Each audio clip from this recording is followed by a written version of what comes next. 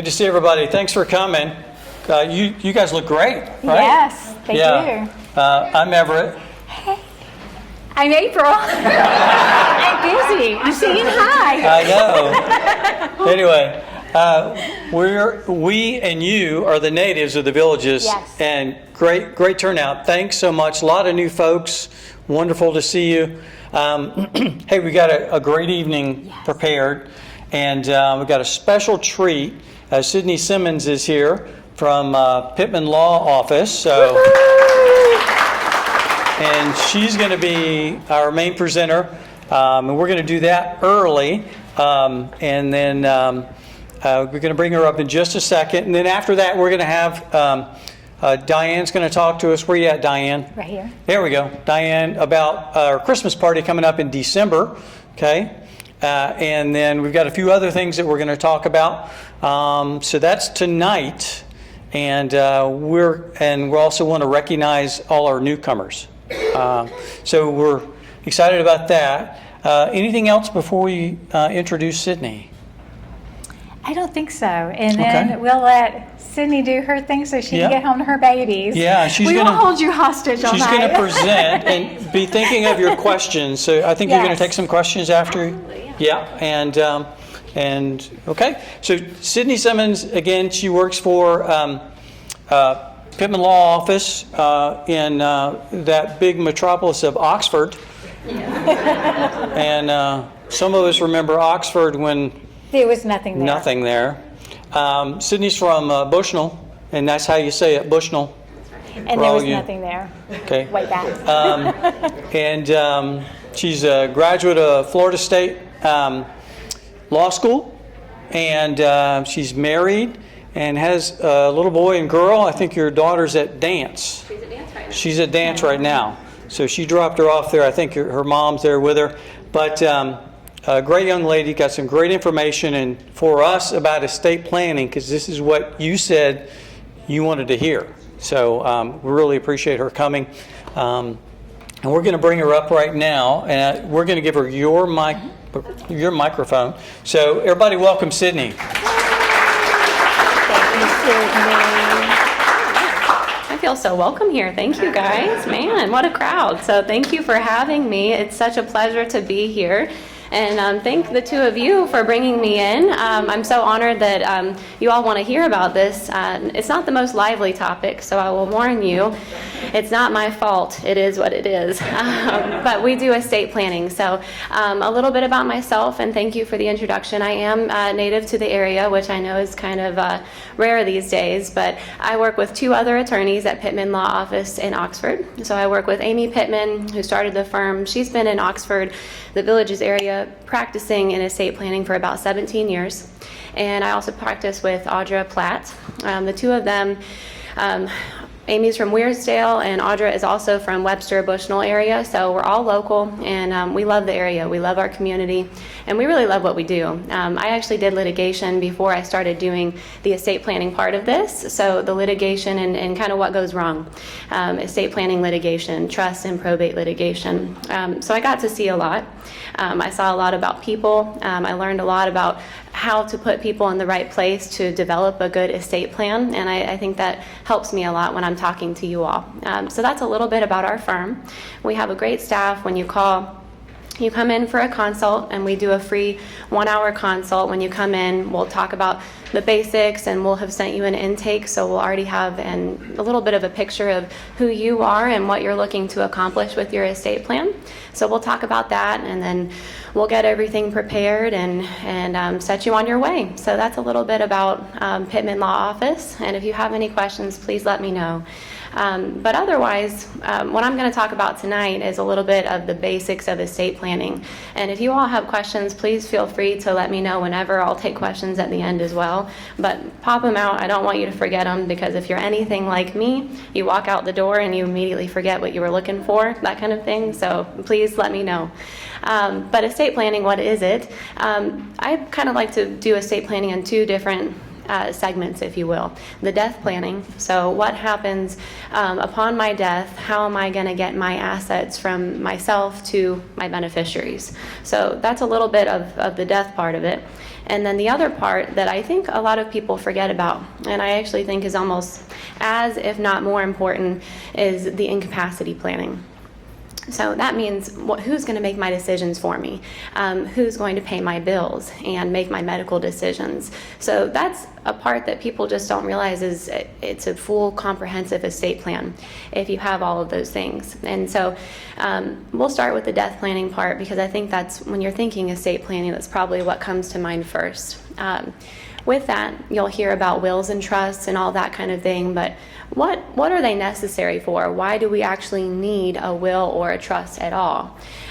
When you have passed away, any of us, what happens is when you have things in your name alone, let's say it's a bank account with no beneficiaries on it, a house, a piece of real property, those things are going to be frozen. The state of Florida, any state, steps in and they freeze your assets, the ones that are left in your name alone.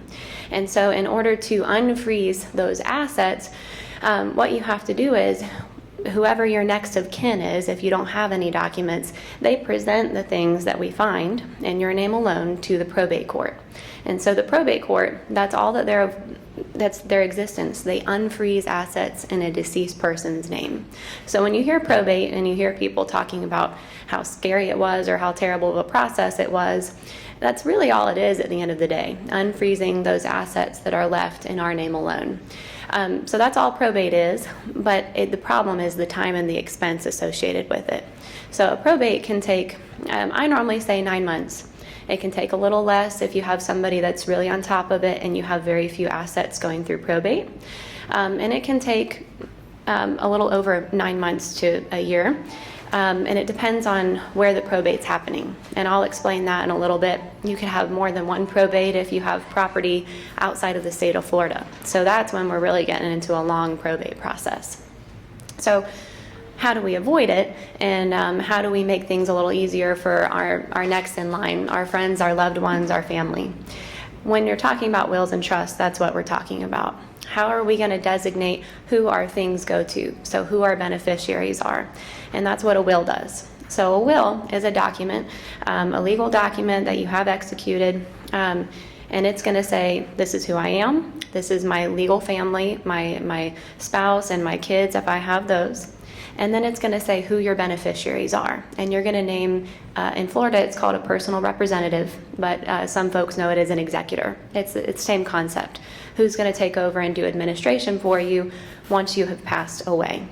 So that's a will. That's all it does. And what some people don't realize is that the will itself is not what avoids probate. The will just tells the probate court who to give your stuff to. So by doing a will, you're not actually doing the probate avoidance. But that doesn't mean that everybody absolutely needs to be talking about a trust and moving into trust territory. A trust is there, and we'll talk about that as a way to avoid probate. But when is a will sufficient? When do I think that a will is okay? There is this category of folks, a married couple or a single person, and if you have one house and it is your primary residence, in Florida we call that your homestead.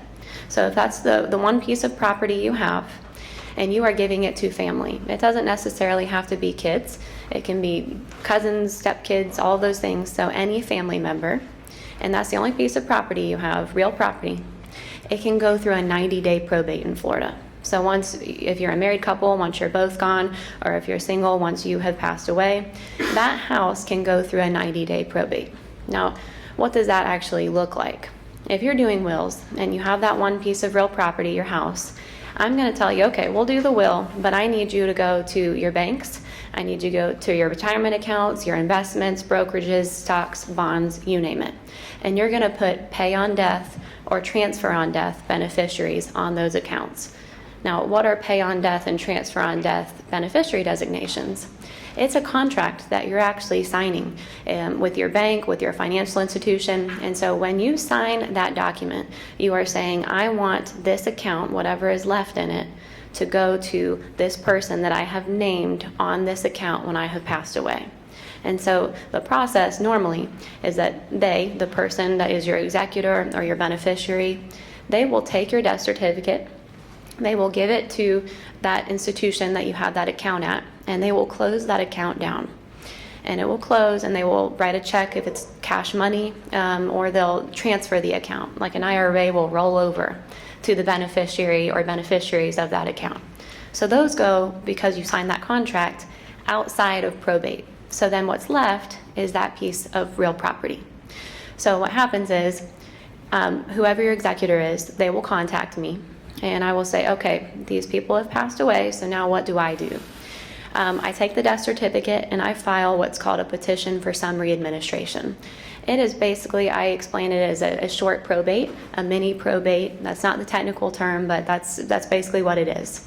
So this 90-day probate starts, and at the end of the 90-day probate, the house is deeded to the beneficiaries of your will. So it will actually be deeded to those people, which seems like a relatively simple process. It's pretty straightforward. 90 days kind of comes and goes. So when do I not recommend that? A main thing with estate planning is the amount of real property you have. If you have more than one piece of real property, maybe you're a snowbird, maybe you have rentals, that's normally when we're getting into trust territory. Because without a trust and with more than one piece of real property, what's going to happen is you're going to be bumped from that 90-day probate into a formal probate. So a probate that would take closer to 9 months. And if you have out-of-state property, so a house out of state, you're probably going to be looking at over a year-long process for probate, because what happens is your primary residence is in Florida. So I start the probate here in Florida, and then we separately have to do a probate in the state that you have real property in.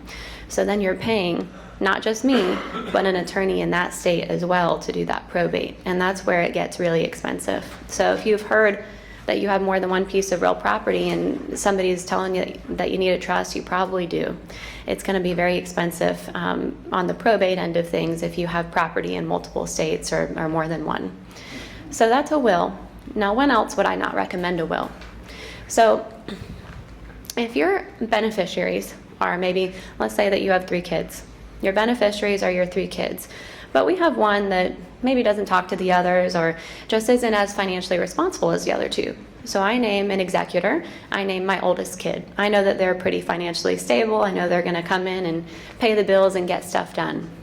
But what I would have done is, if you remember, I would have told you to put beneficiaries on all of your accounts, including checking and savings. So then what money is left for that executor to pay bills? There's no estate account. So what happens is that executor calls me and they say, okay, what are the fees? So we go through probate fees, but then they also have to pay the mortgage. They have to pay the HOA, the lawn care, the property tax, all of that upkeep for the 90 days and probably longer, honestly. It's going to take a little while to sell the house and get it cleaned out and all that kind of thing. So that older kid, they got equal amounts. They were listed as equal beneficiaries of your checking, savings, your retirements, and now on the house. So that's all sold, but they paid, I don't know how much in bills, but probably 3 to 6 months of bills for the house.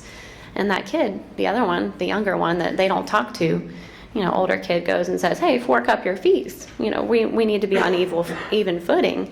And the younger kid has absolutely no legal responsibility to pay the older kid back. So they can tell him to go kick rocks and not think twice about it. So that's where we can see some issues. And then if you're not naming family, if you're trying, even if you have one piece of real property and you're trying to give it to somebody that is not a relative, that's normally when I'm talking about a trust, because that 90-day probate is only eligible for you if you're giving your house to family. So that's a little bit about wills. Now, so if we're doing that, I've probably scared you, and I promise I'm not meaning to. Wills are really okay sometimes. So when are we talking about a trust? A trust is a very similar concept to a will. You're going to be able to say who you are, you're going to say who your beneficiaries are, but it has probate avoidance as that's the benefit of the trust.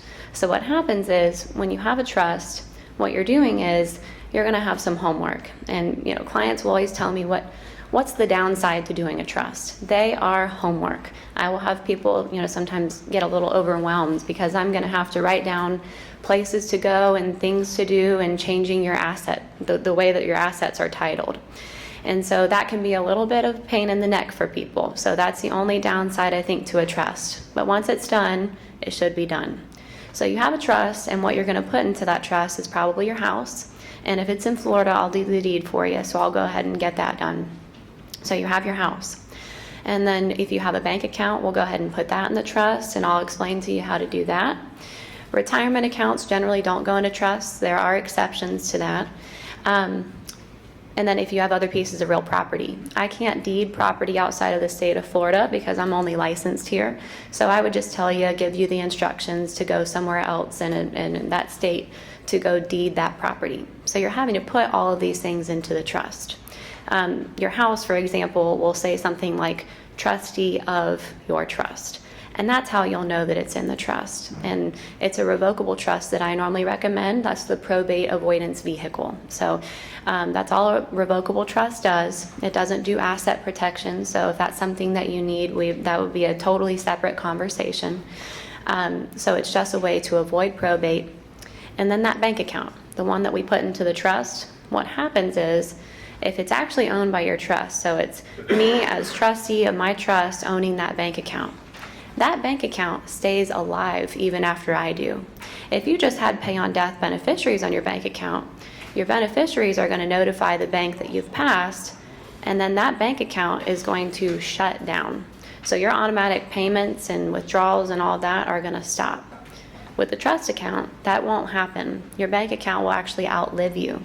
So the bank account keeps going. Your trustee immediately is able to step into your shoes to pay the bills, to do administration. If you need funeral services, cremation, that's readily available to them, whatever money is left in that trust account. So that's a big difference in wills versus trust, the probate avoidance. Now there's always a risk of probate, even with a trust. If I could make it so that you could sign your document and avoid probate, I would do it. But I have to give you homework, and that's the unfortunate part about trusts. You have to go and do the homework, because if you don't, it can still go to probate. And the biggest example of that, I think, is the house. You'll come and see me, and then I know it's really hard to imagine this, but in 5 years you're going to forget about me. And so 5 years goes by, you decide to buy a new house, maybe we want to downsize, maybe one of us has passed away and we want to move into a different house, or we want to change locations, be closer to the kids. So what happens is, you go and you buy the new house and you're in a rush, you're signing all these papers, all of a sudden that house, it's left in your name, it's not in your trust. And then if you've passed away since then, that's still something that's subject to probate. So the trust, it's, I'll tell people, I want to be the little person sitting on your shoulder every time you go to make a financial decision, because I want you to remember that you have a trust. And that's the biggest thing about them. So you have to fund them. And so that's wills versus trusts. And another reason for trust that people will ask about is estate tax issues. So we don't really have an estate tax issue in Florida for the most part. Florida does not have a estate, death, inheritance. Those all kind of are the same thing. We don't have that tax in Florida on the state level. We follow the federal, which for right now is $15 million a person, $30 million for a married couple. So we don't have to do a lot of that kind of planning in Florida. So it's, anyways, so that's, no, me neither. So that's the issue there, and so that's a reason to do that. So that's a little bit about wills or trusts. Now, another big difference too is with a will, your executor, the actual person that you want to do the administration for you, they have got to be a Florida resident or a family member. So that's kind of a limitation with wills sometimes. With the trust, you can name anybody, for the most part. Not anybody, but for the most part, just about anybody. So it doesn't necessarily have to be family, and they don't have to be Florida residents. So that can be another difference as well. All right. Now, before I move on, does anybody have questions about wills, trusts, or anything like that? Yes, sir.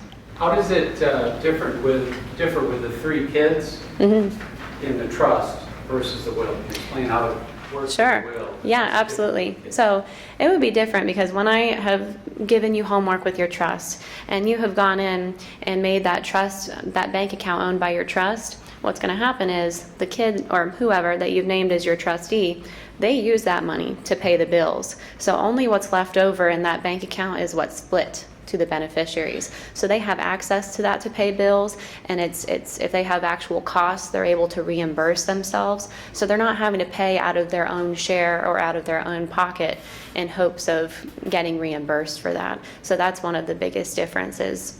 Yeah, absolutely. Yes, ma'am. If your house is deeded with the name of the couple, rights as WROS, rights of survivorship, Yep. do you really need to put it in your individual revocable living trust? It will pass to the survivor of you. And so normally if we have a couple that has come in, what we're talking about is not necessarily what happens when one of you has passed, it's what happens when both of you has passed, which I think that's kind of a hard thing for folks to kind of wrap their heads around. They're only planning for right now. My concern, and the reason I plan that way, I want the two of you as the couple to have had that conversation. Okay, we want to take care of each other, and that's all fine. You know, our deed says that we will, and I'm not really planning for sudden tragic deaths. I don't think that they're extremely common or anything like that. But what happens is, if you've at least opened the door to have that conversation about where our stuff's going to go once we're both gone, then I think that makes the transition smoother. You've set that expectation up that, you know, maybe we have a blended family. So maybe my two kids get my half, your two kids get your half. And as long as we've opened the door to talking about that, I think that can stop a lot of the issues that comes with family. And that's actually another reason blended families sometimes are a reason to do trusts. With that situation that you just asked about with bank accounts, maybe we are a later in life marriage. Maybe we had kids separate and we just came together. Our kids might not ever even meet each other. So then I have one executor, and that executor doesn't even know the other couple of beneficiaries. So you're asking grown people, adults, our kids, to come together and pay all the bills and get along, and you're asking a lot of people. So that's another reason. But my point is, with that, the house itself, if we're talking about a non-married couple, it would pass. Now, normally I don't do trusts for non-married couples, so we can talk about ways to kind of simplify that. And for non-married folks, sometimes what I will do is I will do a will for right now.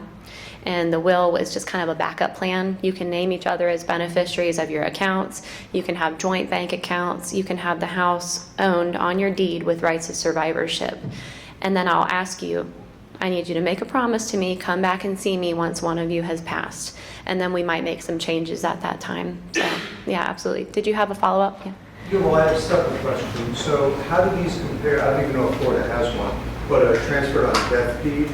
Florida does not offer a beneficiary deed, so it's not technically a transfer on death. We have a lot of folks that will call us and ask about ladybird deeds, which is kind of a similar concept. So a ladybird deed is a way that it's a deed that says, I'm giving myself a life estate, and the remainder of this home goes to these couple of people, or whoever it is. Florida law has not actually codified a ladybird deed. Now, we will see people that will have them, and they'll call us and ask if we can do one. And until Florida law, if Florida law ever codifies them, I don't know. But until Florida law codifies them and actually puts it in state statute, I would highly recommend against them. And there's a few reasons for that. The main one is the administration of a ladybird. What happens is, if I'm the life estate person, it was my house and I'm giving myself a life estate, immediately upon my death, that house has transferred ownership to the beneficiary, whoever that was. So they are automatically liable for my mortgage and my lawn care and all of that. And if time has passed and they just didn't know that was supposed to be happening, that house can be foreclosed on very quickly. So that's one of the main issues, especially if it's multiple people. You're asking people to know that they were the automatic owners of this home and they had to take on the expenses of it. And I think that leads to a lot of issues. But also we've seen some issues with some insurance. If I am the ladybird person, I have the ladybird and I give myself the life estate, I think there are issues with homeowners insurance. I'm not sure if any of you have had issues with insurance, but homeowners insurance is finicky. And so if you're not having the proper people on that insurance policy, I think that they can deny your claims. So if you didn't have the Lady Bird recipients on your insurance, I think they might have a reason to deny claims. And I think there's also an argument there, which I don't know how this is going to pan out, but in Florida, your homestead, your primary residence is a protected asset. Creditors, most creditors in Florida, it's very hard to make a claim against the home. It's normally some type of construction lien. Medicaid nursing homes, other creditors cannot sue to force the sale of your home. I'm concerned that if you have a person as the recipient of the Lady Bird, I'm concerned that that takes away that homestead protection, because you have somebody that does not live with you and call that their primary residence on that deed. So that's another one of the issues. And I'm sorry I went on a tangent, but that's, yeah, absolutely, sure. You said probate was only for family. What happens if you don't have a spouse or kids?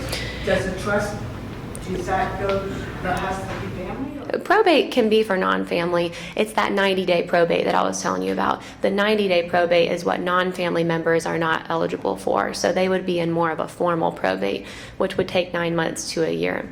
Now, some people, don't get me wrong, and some people that do not have the family, and they're like, you know what?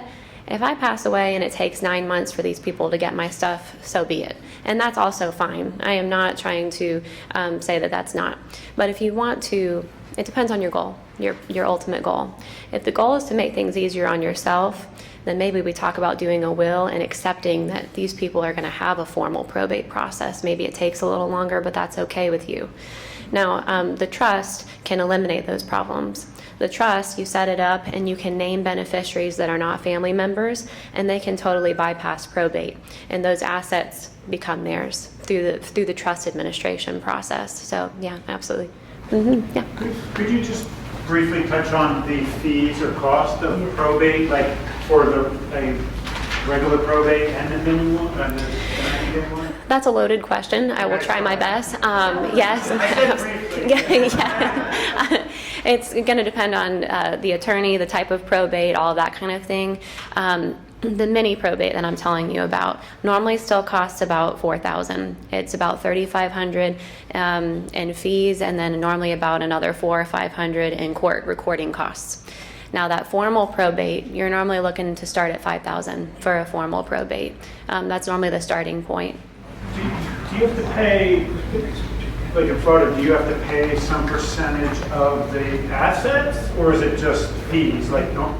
Oh, yes. Does that make sense? Yes, absolutely. So there is, yes, that is a statutory thing. So in Florida, your executor or the attorney can charge a percentage of the estate. So that can happen as well. It depends on if the attorney, and that's why it's such a loaded question. It depends on if the attorney charges a flat fee or if they charge the statutory percent. So it really depends on that. I'm sorry, I was assuming like you had to pay the state like fees or something. It's just the attorney? Oh, normally, yeah. So you have recording costs with the court and that kind of thing, but there's not a separate fee there because there's not a death tax issue there. So yes, absolutely. I thought I saw, yeah. Just a real quick question regarding probate. Qualified, non-qualified investment accounts, et cetera. Beneficiaries are identified. It bypasses probate. It bypasses probate. Correct. Yes, you've got it. As long as you have beneficiaries on those accounts, those avoid probate. Yes. Okay. On the revocable living trust, if you have several homes, if you're lucky enough, can you specify in that, like this home would go to this person, this other home would go to this person? Absolutely. Yes. Yeah. Trusts are a little bit more, I think, flexible. If you have very specific gifts, I want this home to go to this person.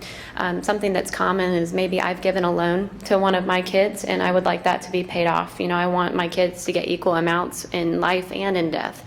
So I want this kid's portion to go down by the amount of their loan and then everything else equal. That's normally a lot easier with a trust, but you can do specific bequests. You can even do bequests of a certain bank account. Maybe I have a business account that I want going to this kid because they're taking over the business. I can assign that business and the property associated with it to a certain person. Yes, absolutely. Sure. And If you have a regular will and you have beneficiaries on your checking and savings accounts, but you said the bank will close them down? Yes. How long before your beneficiary can access the money? It's normally immediate. It's normally an immediate transfer. When you do those beneficiary designations, the one thing that's kind of hard about beneficiary designations is that you have to have the person's social, typically, in order to put them as beneficiary on that account, but it's normally an immediate transfer. They shut the account down and issue checks, so it's a pretty quick process. It kind of depends on the bank, the life insurance policy, all that kind of thing, but it's normally relatively quick. Death certificates are the thing that they normally will ask for. Those take normally 10 to 15 business days normally to get, so there is a little bit of a waiting game, waiting on that kind of thing, so it takes a little time to get the ball rolling normally. Yeah. Can you clarify this? Because somebody told me this, that do not put a beneficiary on your checking account. Bingo. Because if you put your child on your checking account and you pass away, Yep. then the probate can take 9 months. If they get divorced in that time, that, say my daughter's That money's the divorce. ex-husband, it can get that money. Absolutely, yes. Yeah, because the probate takes so long. It's So- not the probate even. Oh. That can happen during your life too. So if you have your child, whoever, on your checking account, but in this instance, a child, I add them as a co-owner, not as a beneficiary, but actually as an owner. And a lot of banks do not explain that. You go in and you say you want to make the kid or whoever it is, give them the ability to sign on your account and to write checks. You are making them a co-owner at that point. That means co-owner, your money is now their money. So their creditors, if they get divorced, can come after your bank accounts, your house, if you put them on the deed for your house. Yes. So, and if they get sued at all, they get in a car accident, anything like that, your money is their money, subject to lawsuit. So if you've done it, there are ways to fix it. Do not, please don't run out of here. But yes, that is, I always try to talk people out of it, but we have people that have come in all the time and they're like, wow, you know, I was on my mom's bank account, so it was so much easier. I could go in and write a check. Well, there's a reason it's easy. It's your money. So that's why. And how do we get access to that money if I'm incapacitated? You know, the worry normally is I put my kid on my bank account so that they have access. They need to pay my bills and keep my stuff going. That's what a power of attorney is for. So, I'm sorry. Yes, right here. How often should you revisit your estate planning? If you have all your paperwork you think in order, how many years duration should you relook at that? It depends. I normally recommend every 3 to 5 years at least brush it off and see if your life has changed, your relationships have changed. If they're not Florida documents, I recommend changing them. So if they're out-of-state documents, I typically recommend updating them, especially the incapacity documents. Incapacity documents, your power of attorney and your health care, they are governed by state statute of the state that you are a resident of. And they are turned on with different mechanisms. So I typically recommend anytime that you become a resident of a new state that you update it. And then big life changes. So if one of your beneficiaries is passed, your relationships change, that's normally a reason to give me a call as well. Question right back there. Yes, ma'am. So we just sold our house in Ohio, and one of the questions on the paperwork was, is it in a trust like your house? So if we had our house here in a trust, I mean, I don't know how that affects anything when you're selling a house if it's in a trust. It's still your house, right? Like you can do that. It depends on the type of trust. Yeah, it depends on the type of trust. There are irrevocable trusts where that's a form of Medicaid planning. I'm gifting my assets away so that they're not in my name anymore. So there are ways that you can do that through trusts. But the main reason for that, I believe, and I might be mistaken, but it is where the money is going to go. So if you have your house in a trust and it's owned by a trust, the check that they're going to cut when you get the money from the sale is to the trustee of your trust. So they have to know that for purposes of releasing the funds from the sale of the home. So that's what I believe to be the issue with that. Yeah, Question: if you have a trust, you already have a trust, and you move to Florida like we did, and Florida doesn't have a state tax, but the state you come from does have a state tax, and you still have bank accounts in that state. Is those accounts going to be taxed estate tax? No, it goes by from where you're a resident of, so I don't think that'll be an issue. The trust itself will probably end up being a little different, so I normally do recommend updating it to be compliant with Florida. But no, the stuff that you put into your trust will still be. It'll still be fine. You don't have to go and redo all of the homework that you did to fund your trust. Those bank accounts are still in that trust. Even if you update it to Florida, you won't have to go back to the bank and make changes to that necessarily. So, yeah. Yes, sir. What's the actual cost of either preparing the will or the trust? So it depends on, our fees range from, it starts at $800 single person will with incapacity documents, and it goes all the way up to, $3,500 or something like that, depending on if you're a married couple doing a trust with certain provisions in it, for if you're controlling money, how complicated that gets.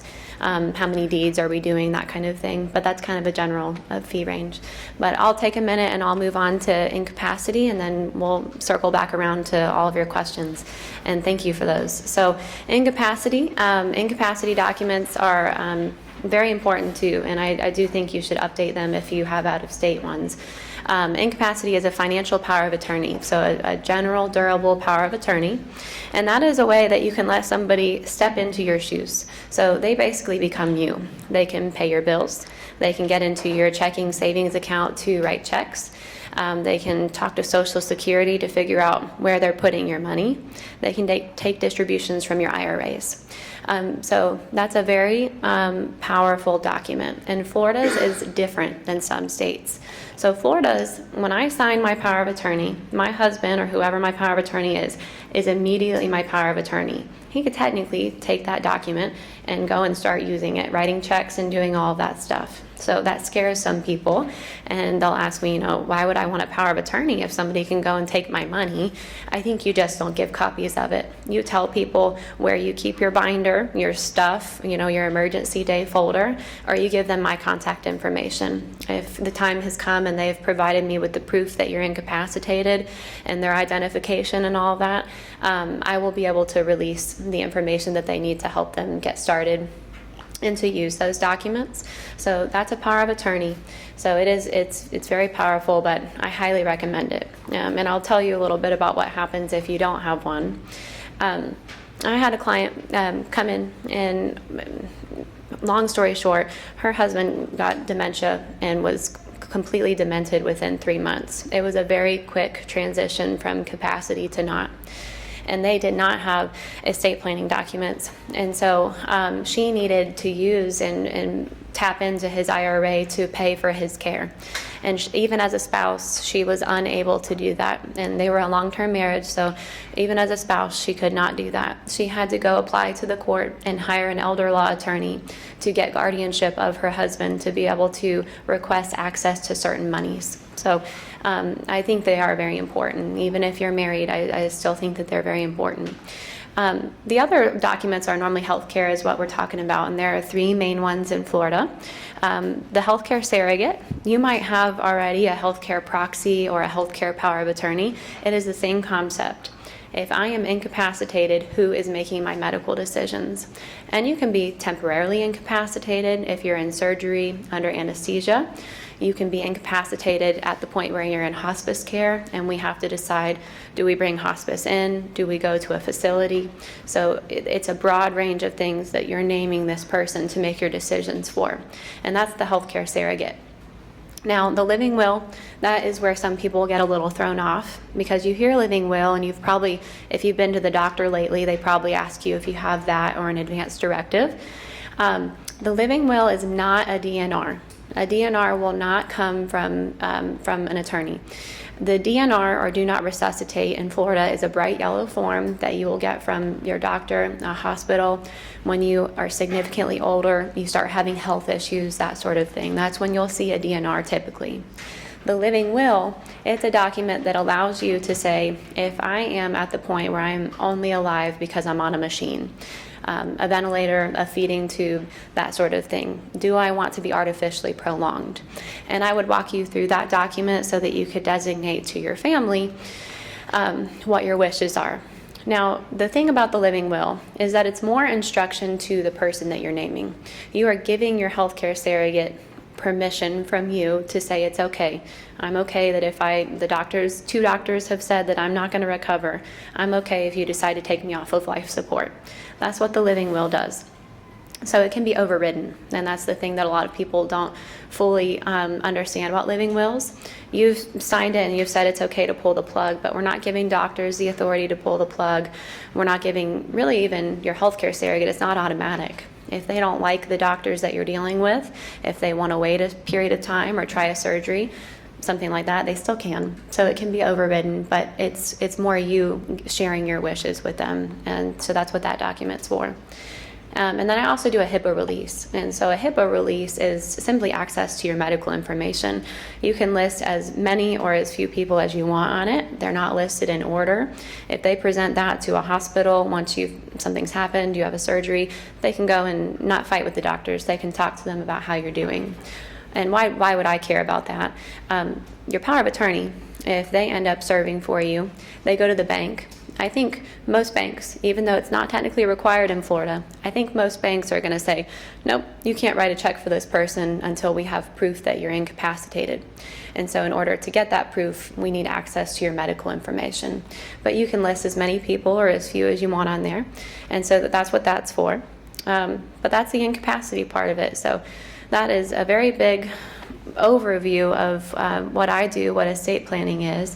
And so anyways, did you have any more? I didn't know if I left people out. Yes. So for those of us who primary residents still outside of Florida, for the last one you were just covering, for the attorney, do we need Florida versions of those, or do the home state still rule? Home state still rules, so you would still use your home state. Going to a Florida hospital, we've got Virginia. Should be fine. Mm-hmm. You want to go by the state where you are a resident of, where your primary residence is. Mm-hmm. Yep, absolutely. Anybody else? All right. Well, I so appreciate you having me tonight, and we love what we do, so we hope to see you. And if you ever need anything, I'll give you my cards, and I'll leave those here. Please feel free to reach out and let me know if I can do anything to help you. So thank you. Well, thanks so much. Has this been great? Yeah. And we really appreciate you coming, Sydney. Thank you. And I don't mean to cut it short. I would answer questions, but I have a 2-year-old and a 4-year-old. Yeah. And you have cards? I have cards. I'm going to set them out just Okay. at the table right there, if that's okay. And we hope to see you. Thank you, guys. Okay. Yeah. Thanks so much for taking the time. Yeah. Okay. Wonderful. Yeah, we really appreciate Sydney for coming. And we've got several things for you. And April will be right back in a second here. There we go. Oh, and I'm going to ask Paul and Donna to come up now and begin our Newcomer Welcome, okay? So we're thinking about taking a pause, but I think she had to go, so we're going to go ahead, okay? Let's keep on going. Thank you. How many folks have yet to attend, before tonight, had never attended one of our events or a club meeting? All right, all. Holy crap. That's a lot. All right, everybody just put their hand up. You've never been here before until tonight, right? Come on up here. Why do it by, well, why don't we do it by seating? Yep. By rows? No? We're going to get them all up. All right.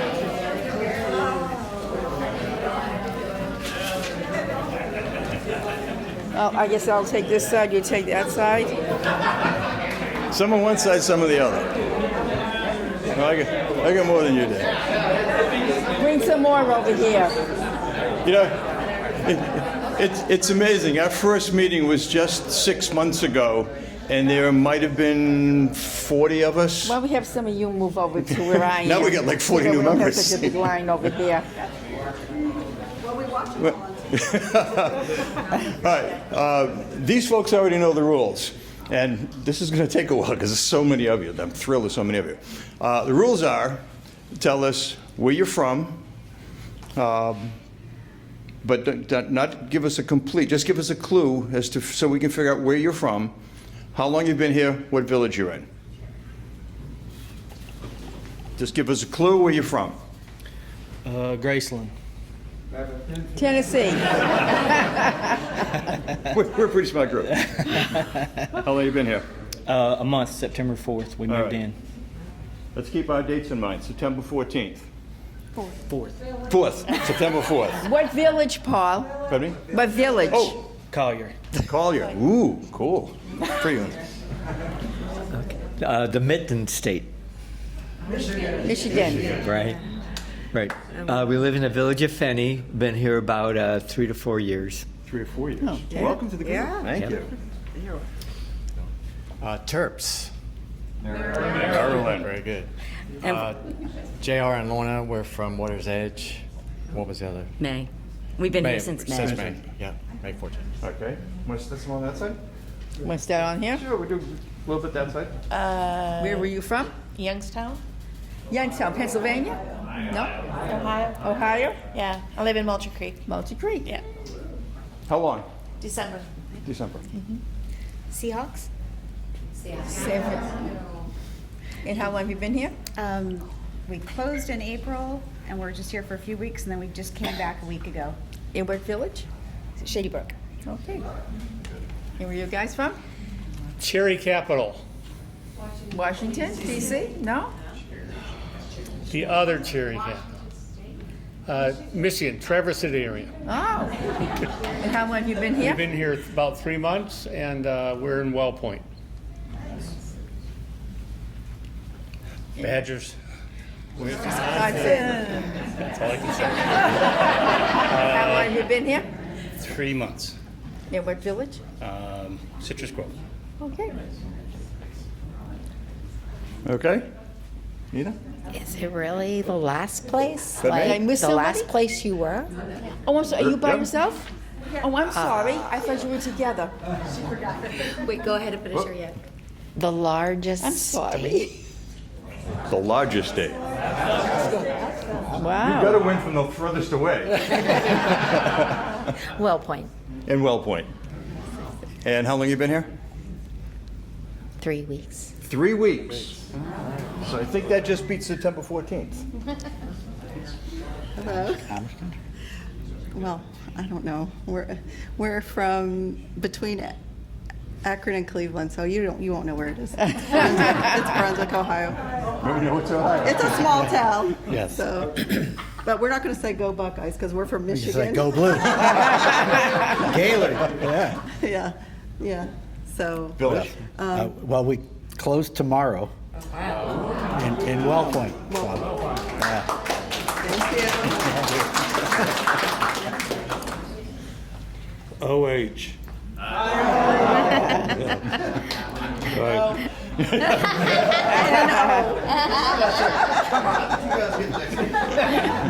Right. Right. We bought in 2022 in Hawkins, and we are snowbirds still. So, Sounds good. Yeah. Thank you. Sure. I'll help you out. OH. You should say IO. You're going to have an Ohio Natives Club. They already have one. Right over there. As far as village, we're still wannabes. Wannabes. Okay. Okay. And, I'm sorry, where were you Yeah, from? I'm not with him. I mean, you know, Well, you were that's the standing so- well, villages. you were You know standing what? so That's close the to villages, us. like Scott. That's what happens. You got to be careful of the rumors in the villages. And we're getting filmed, right? Yeah, your wife, my husband. Oh, you baby. Anyway, so I've been all over for my husband's job. So OH, Okay. Windy City, Chicago. and number 5 college football right now. Good for you. Anybody know? Number 5, they moved up because they had a crappy team, college football. Hoosiers, Indiana. Oh. Yeah. So anyway, I lived 2.5 years, and I live in Watermelon. Okay. Anybody know Watermelon? Franklin. Okay. Newell. Yeah. Yeah. Well, thank you. All right, so as these folks all know, we try to recognize the most recent member of the club. And you can't get any more recent than they're closing tomorrow. No.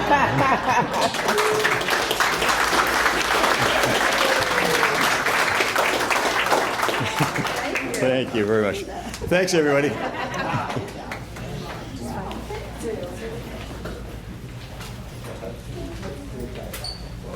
Where's the boss? There's the boss. Next. Hey, Lisa, open it up and show. It's a new thing. It's an Ohio State mug.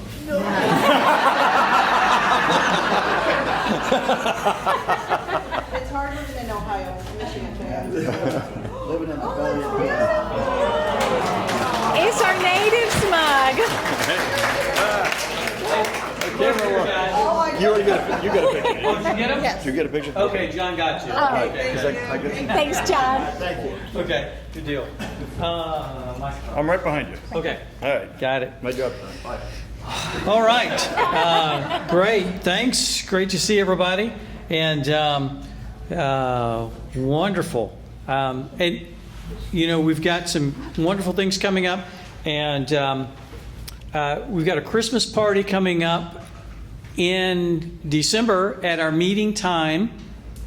Okay, and we'll talk about the times here in a minute. But Diane Barry is here. She's heading it up for us. We've got some folks that are working with her as well, and we really appreciate them. But we're going to have Diane come up now and talk about the specifics. Okay, and we'll also put it on an event on the Facebook group. Is everybody on the Facebook group that's on Facebook? If you're not, let us know. We'll get you. But yeah. So Diane, take it away. Tell us. Okay, our holiday party is going to be December the 18th. Mm-hmm. And we're going to start. We did make a couple of slides. I'm sorry. Yeah. We're going to start at 5:30. Yep. 5:30. We've got a little extended time that evening, a little longer. Here, try this one. I think it's a. Is this better? Yep. Yeah. Was that the 18th? December the 18th. Yep. It's a Wednesday, Thursday night. It's our normal meeting. Yes. Every other month that we're having right now. Mm-hmm. And we're going to start at 5:30. We've asked everybody to bring a dish. We're going to have a potluck dinner, have it all set up in the back. And I've got the letters of the alphabet from your last name, A through H for a protein or a main dish, I through M for a vegetable or a side dish, H through R for a salad or fruit dish, and S through Z for dessert. And the reason we're doing that is because I've headed a lot of parties in the past, and you end up with 20 desserts and no meat. And that doesn't work too well for a dinner. So that's why we're asking you to do that by alphabet. We're going to play a silly Santa game, a little bit different than the one you might know about. It's one that I've conjured up, and we're going to roll dice. Men on one side, women on the other side in a circle, and we're going to ask that everybody bring a wrapped, approximately $20 gift, not something really goofy or something embarrassing. Something that maybe you would like to get. So each gentleman bring a gift for a gentleman, and a lady bring a gift for a lady. And Can it be a gift card? yeah, oh sure, that always works. That always, everybody could use a gift card. Amazon. Say Amazon.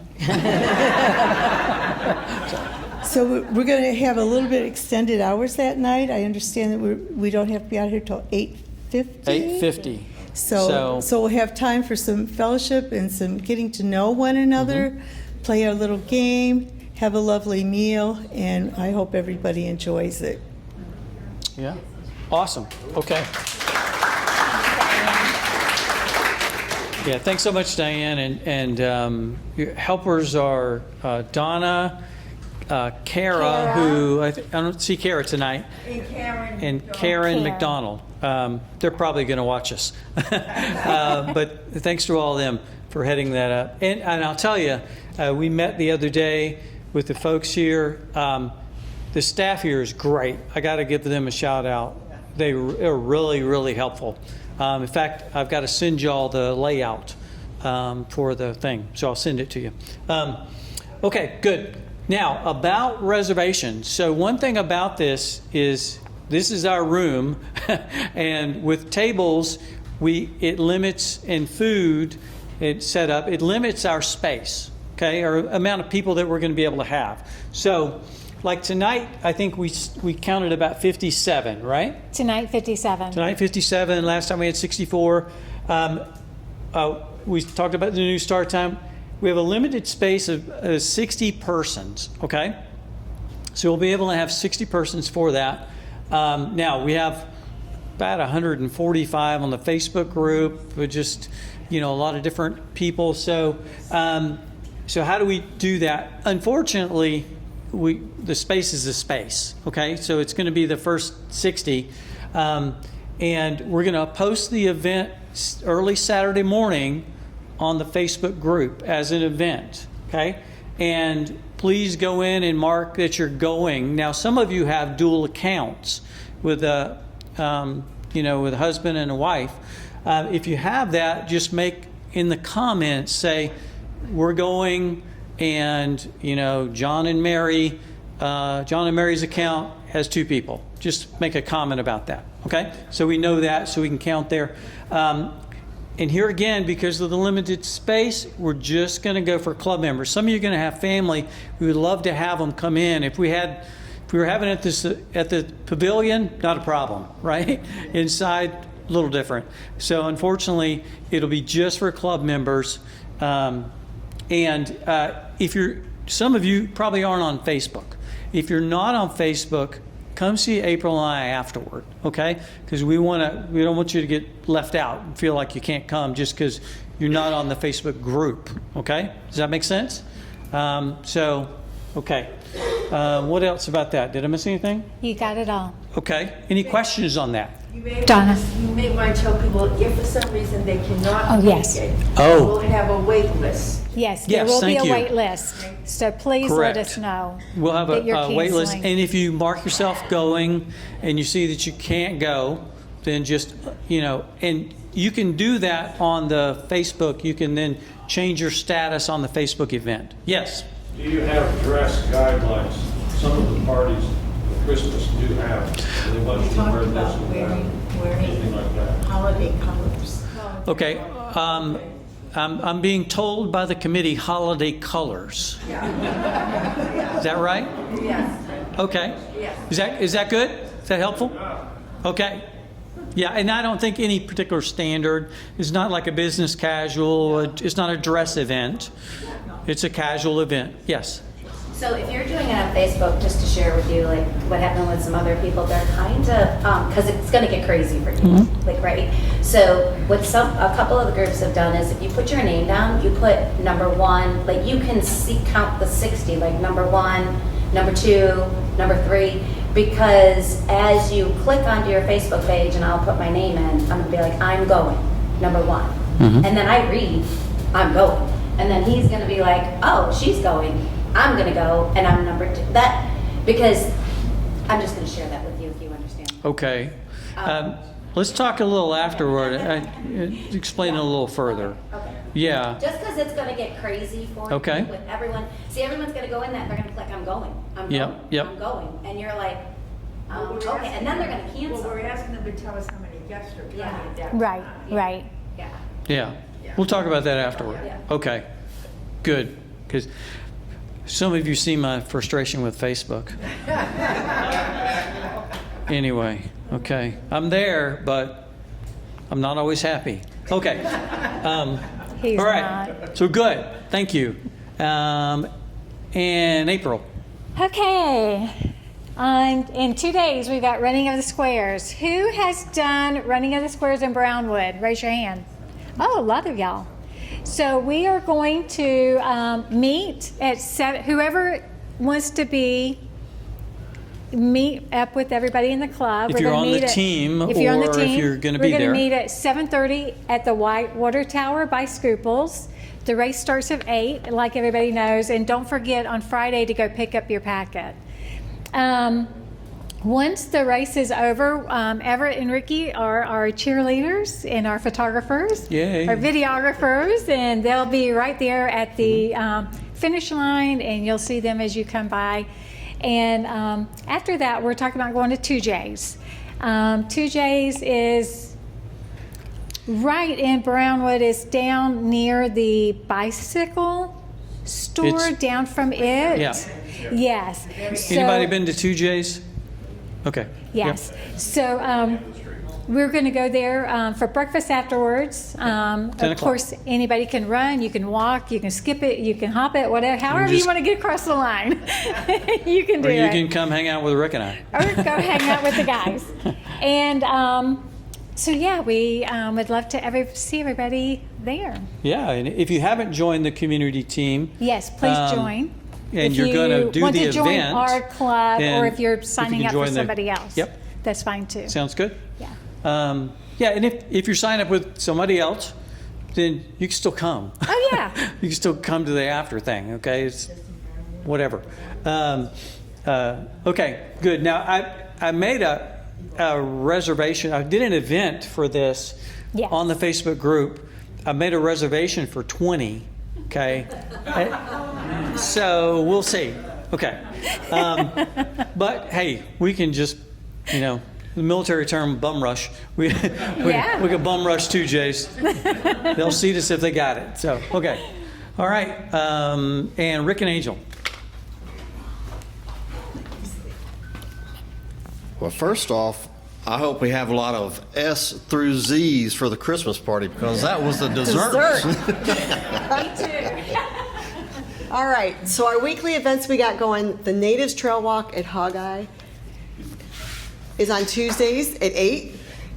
We meet at Cattail Rec Center, also known as Edna's, and it is fun. How many we have? Like 18 to 20, sometimes 5, sometimes 25. It's a great time. We have a little fast walkers at the beginning, a little bit of slower in the middle, and the men bring up the rear. And then we got The men do more talking than walking. So. We do talking. We do, and we listen to some really good music while we do it. But we're booking it. Yeah, and we stop and pet puppies. Yeah. 2.5 miles. 2.5 miles, yeah. Yep. We also do pickleball. We finally nailed down pickleball. Saluki Rec Center is on Mondays and Thursdays at 2 o'clock. Be there or be square. Who has been to pickleball so far? Okay, yeah. Today it was a little low. I almost played by myself. People, Amy, left me hanging. No, it was fun though. And So the upcoming events, we got Natives Pitch and Putt coming up on the 21st of October this month at 3 p.m. and at Live Oaks. And Paul's going to talk to you a little more about that, give you a little more details. That's all right. She'll take a picture. Pitch and putt. Does anybody know what we're talking about when we say the pitch and putt? I know some of you show of hands of people have no idea what I'm talking about. Okay. We decided to do, my wife and I, Donna, decided to do this a couple of months ago. If you've never played golf, if you are a golfer, it doesn't matter what your abilities are. Pitch and putt are very short holes. They're usually about 50, 60, 70-yard holes. You only need 2 or 3 clubs. There's no golf carts. It's all walking. All right. It's 18 holes. What we do to kind of speed the game up a little bit is we try to group people up in groups of 4. And we play what's called scramble. So these 4 people are going to hit the ball. They decide he had the best shot. They pick all their balls up and they move and play from his spot. So it kind of moves along. So it doesn't matter what your individual ability is. You could have never swung a golf club, but you can make the winning putt. It doesn't matter. All right. So this upcoming one is on Tuesday, 3 o'clock at Live Oak Pitch and Putt. What we're going to do is get everybody there, get everybody off at 3 o'clock, and when everybody's finished, regather at the marketplace at Sawgrass. The plan is that there's probably music outside, so we're going to meet inside, so we'll have a chance to be able to talk and communicate rather than do battle with the band. So that's how it works. I've got about, we have to limit to 20 people, and I think when I looked this morning, I think I had like 12 or 14 people signed up with a few more kind of maybes. I saw a hand just come up. I'm sorry, okay. So if you'd like, let me know tonight, or just go on the Facebook page and let us know. That's how it works. Yeah. Questions? Are you pairing up as couples when you, with the pitching? Yeah, generally we'll play as couple. If you're a single, you can still play. It doesn't matter. We actually have a few people who only prefer to play 9 holes. That's okay too. It's just, the whole deal is that if you've never really met each other, you're going to spend the next hour and a half walking along, talking, getting to know one another. So I randomly put people together, try not to put the same group together twice in a row, so you get a chance to meet other people and hang out. But at the end of the whole thing, we're all getting together. And if you didn't play at all, if you didn't play at the event and you want to come to Sawgrass afterwards and hang out, please do. That's how it works. What day did you say that? 21st. 21st. Yep, this Tuesday. Tell you about, you can rent a golf cart if you want, or you can bring your own Okay, golf. yeah. Again, you can't drive a golf cart, but you can push a cart, and if you don't want to carry a little bag, you can rent one from, I think it's like $4. Yeah. So they get little push carts. You actually have to hit the ball. Can you rent clubs? I don't even have clubs. You can rent clubs, but if you want to check with me afterwards, we've got, between my wife and I, we've got a few clubs that we let people use. Why give the money to the villages if you can keep it yourself? So we're happy to. So see me afterwards. We'll set it up. Yeah, that's it. Again, I don't want to see people spending money needlessly if they don't have to. Happy to give you clubs. Okay. Right? What time do you think you'll be done? And you can lose a couple of my balls because I do those things too. What time do you think that you'll be done if you want to do? The question is, usually it takes about 2.5 hours to play, so somewhere around 5:30. We should all be finished and heading over to Sawgrass for the folks that want to just meet us there. That's about when we'll be there. April and I'm Any questions? Next. Okay. All right, another event we got coming up. This is going to be new for our group, a new event, but it's been going on for a while. It's the Villages Veterans Honor Flight. It's going to be on October the 29th, and Ricky's going to give you some details on that. All right, so can you all hear me? All right, so I'm going to be a guardian on this mission. I went on the mission 67. We went on October 1st, and we leave out of the American Legion on post 347. It's on the one on Lady Lake Boulevard. And we left early that morning. We flew to D.C. They bused us to Sanford Airport. We fly on Allegiant Airlines. We were in D.C. all day. It was an awesome time with the veterans. And then, long story short, then we fly back, and we got back about 11 at night. And when you're coming back and that bus is full and you're tired from the day, and you pull in and there's hundreds of people there, fire trucks, police escorts, it's amazing. The whole bus, it just changed everything. And kind of like everybody was tired and the day was worn. We were all pumped up at the end. It was so exciting. It means a lot to those vets so if we can be there and show them support, that'd be awesome. They're gonna create a private group, and during the day I'll post what's going on. Hey, we just left Arlington, or hey, we landed. And then you'll know, like, sometimes there's delays. And if you don't want to be there, you want to sit there for 3 hours, I'll let you know, hey, we're landed in Sanford, we're on the bus. And then my wife will be there. She might be with I have a veteran assigned to me, and she might be with their family, but she'll at least keep you posted of where she's at. And then if you do come, please let us know, and let's try to stay. Let's get a group photo, and we'll get the veterans that we have in front of us, and it's a great thing to have a photo of all of it. So, and if you have any questions, you ever want to be a guardian, let me know. Yeah. Thanks to Ricky for pulling this up. Yeah, thanks, Ricky. Yeah, and let me just mention, a lot of things we do, for personal consumption here, great activities, and it's great and wonderful. This is something we can do to begin to, and like Ricky's volunteering, his active volunteering, this is supportive of something we could do that's really good. It comes in late at night, it's okay. If you can allow it, let's do this. And we'll post the event on Facebook, and that's what he'll update. Okay? Okay, good deal. All right.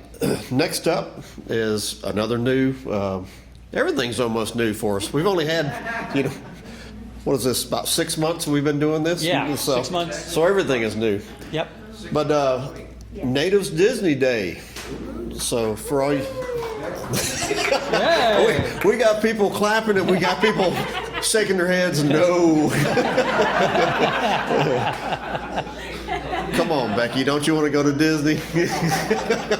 Yeah, he doesn't. All right, so this would be a good opportunity if your spouse doesn't want to go to Disney and you want to go. November 4th. That's a Thursday, if I'm not mistaken. It's a Tuesday election. No, you're right, Tuesday. So it's November 4th, and we're going to meet at the castle at Magic Kingdom in the front there where they do the show at 10 a.m. So if you want to meet us up there, we'd love to have you. Next up, we've got the Natives Executive Golf. We got Ed that's going to tell you about that, since I know nothing about golf, living in a golfing community. Yeah. Is this working? Okay. Yeah, so basically the executive golf group, we're basically playing 9 holes, executive golf. It's open to everybody, male, female, it doesn't matter. It doesn't matter your ability because we're not like, professional golfers or anything. So basically on the Facebook page, I'll post an event. All you got to do is put that you're going. If you've never come before, you might have to send me your resident ID at my email address so I can make the reservation for you. But other than that, we just go out there, we have fun, we joke about it. Like this past Tuesday, we played at Gray Fox, and we went to Finney Bar and Grill afterwards, had a little meal. It's just a good time. It's just fellowship. Nobody cares how you play. So, it's just a good time. So I may have to start taking up golf because we got Finney Bar and Grill after the executive, Right. Sawgrass eating after the pitch and putt. You got to have a 19th hole, even if you play 9. Thank you, guys. Okay. All right. Thanks, guys. And thanks, Rick and Angel. Okay. Now, okay. So, bottom line up front, old military term, we're not going to have a golf cart Olympics. Oh, okay. So, and I'm not going to get into a lot of details. I know we hyped it, and we got you excited.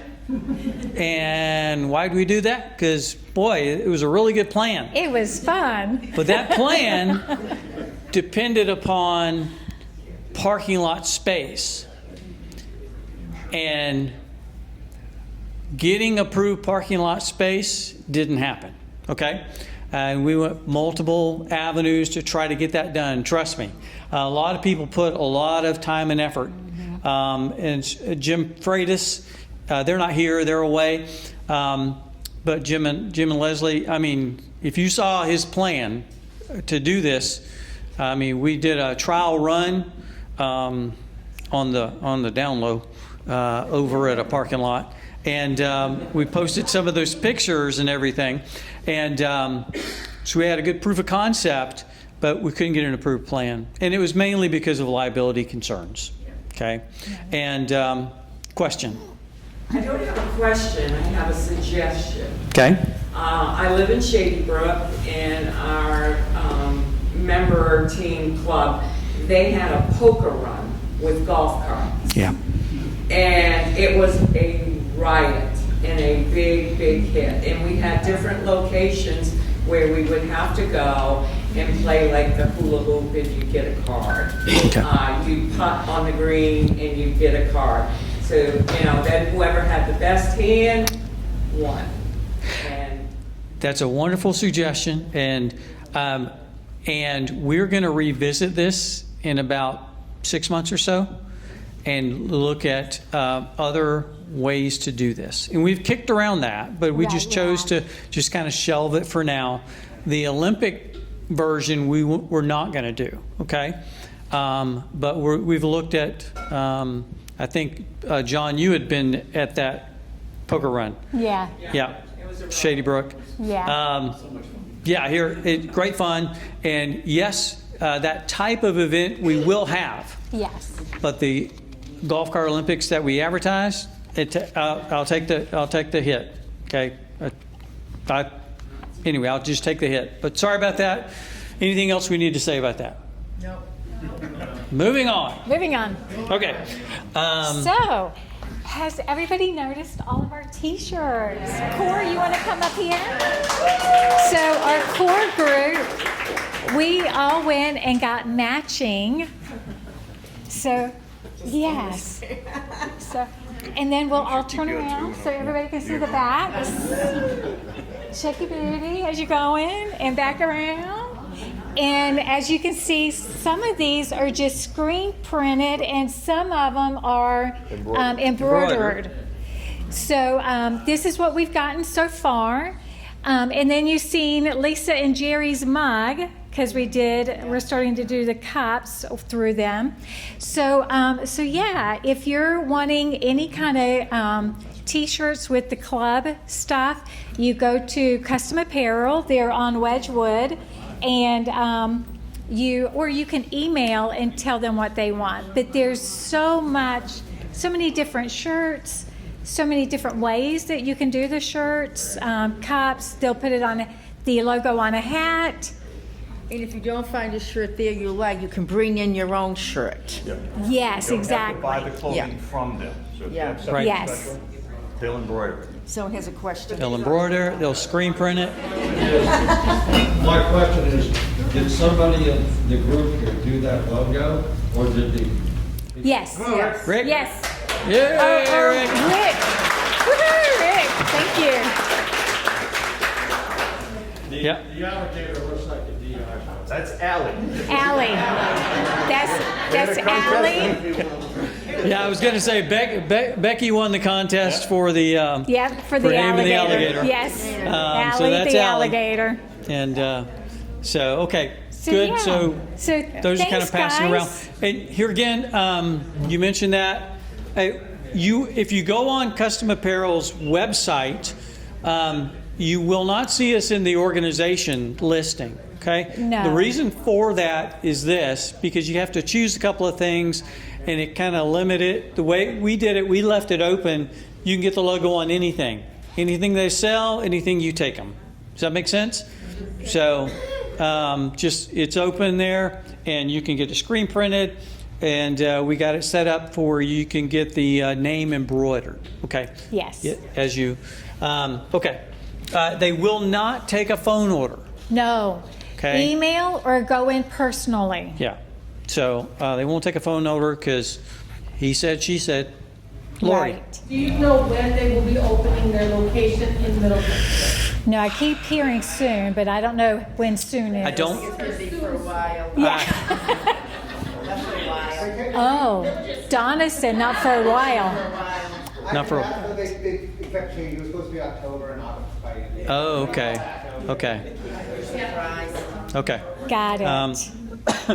All right. So, yeah, we're excited about that. And, all right. Hey, questions, thoughts, comments? Hey, thanks so much, everybody, Yes. fellowship. We're looking And- forward to this Saturday. Yes. Welcome to all the new people. Yes, Wow, welcome. so many new people. Great to see you. And Thank you. thanks for joining us. And here again, if you want to come, if you're not on Facebook, you say, I want to go to the Christmas party, come see us afterward, okay? To where we make sure that we get you taken care of, okay? Okay, thanks, guys. Thanks, guys. Get to know one another. Yes.